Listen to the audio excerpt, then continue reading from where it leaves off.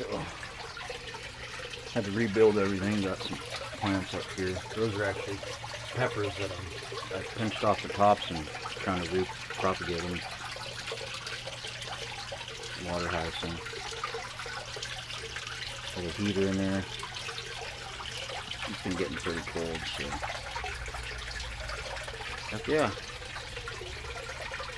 So far so good. I have a little lily pad growing down there.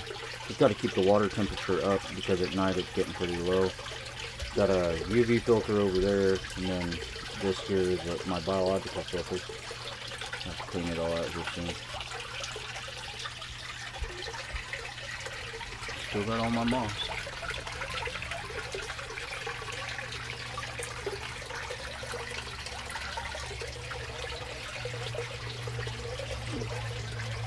That's a plant I pulled from the forest.